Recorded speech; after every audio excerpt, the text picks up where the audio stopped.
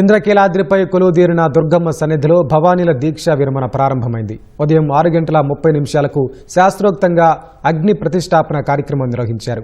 ఈ వైదిక క్రతువులో ఆలయ పాలక మండలి చైర్మన్ బొర్రా రాధాకృష్ణ, ఈవో సీనానాయక్, స్థానాచార్యులు శివప్రసాద్ శర్మ, ఇతర పాలక మండలి సభ్యులు, పండితులు పాల్గొన్నారు. ఇవాల్టి నుంచి ఈ నెల 15 వరకు భవానీ దీక్ష విరమణ కొనసాగనుంది. 40 రోజుల నుంచి జరుగుతున్నటువంటి మండల దీక్షలు ఈ రోజు నుంచి 15వ తారీఖు వరకు విరమణ కార్యక్రమాల్ని అత్యంత వైభవపేతంగా ఆగమోక్తంగా ఈ రోజు అగ్ని ప్రతిష్టాపన కార్యక్రమము, ఇడుముడి అగ్నిహోత్రం చేయడం జరిగింది. ఈ రోజు నుంచి 15వ తారీఖు వరకు కూడా శతచండీ హోమము జరుగుతుంది. 15వ తారీఖు ఉదయం 10:30 గంటలకు మహాపూర్ణాహుతితో ఈ విశ్వావసునామ సంవత్సర భవానీ మండలి దీక్షలు పరిసమాప్తి అవుతాయి.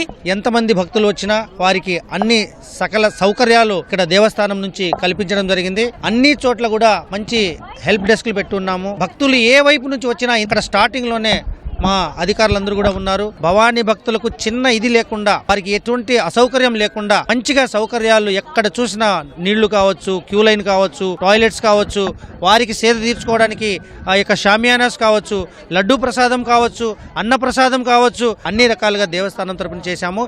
ఎంతమంది ఎన్ని లక్షల మంది వచ్చినా కూడా ఈ 5 రోజులు 6 రోజులు మేము అన్నిటికీ సిద్ధంగా ఉన్నాం. ప్రసాదాలు గాని, లడ్డూలు గాని, వాళ్ళకి దర్శనం క్యూ జరగడానికి కానీ, మరి ఎక్కడ కూడా లైటింగ్ కానీ, వాళ్ళకి ఘాట్లో అన్ని ఏర్పాట్లు, స్నానాలకు కానీ, మరి అలాగే చాలా ఎక్కువ మందిని పెట్టి తలనీళ్ళు ఇచ్చే వాళ్ళకి కూడా అన్ని ఏర్పాట్లు సుమారు 4-5 ఘాట్లో అన్ని రెడీగా ఎక్సెస్ గా పెట్టి ఉంచాం. నిరంతరం ఈ 5 రోజులు మేమంతా కూడా మా పాలక మండలి సభ్యులు, ఈవోలు అందరితో కలుపుకుని మేము ఆఫీసులంతా కూడా వెరిఫై చేస్తున్నారు.